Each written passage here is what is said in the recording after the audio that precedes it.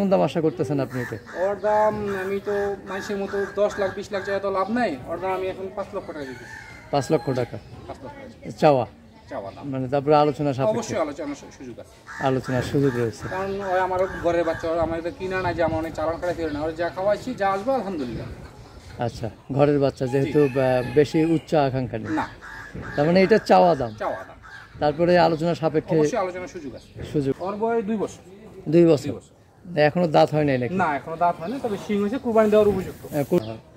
আচ্ছা, তো এইটা তো দেখে বোঝাই গেছে, আমরা দেখেছি যে এটা আরো বেশি চঞ্চল এবং সুস্থ আছে বলেই কিন্তু চঞ্চল।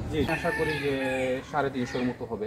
350 মতো হবে, মানে কি মাপ দেওয়া হয়েছে ফিতাতে? ফিতার মাপে 3 থেকে 350।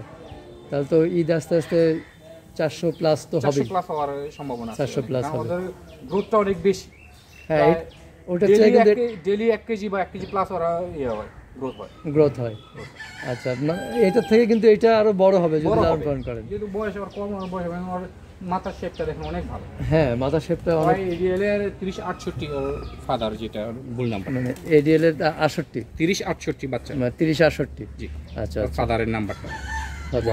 এডিএল বীজের দর্শক দেখতে পাচ্ছেন, মানে মিক্স আছে, এটা ফ্রিজিয়ান বা এডিএল মিক্স আছে। এডিএল এর যে ফ্রিজিয়ানে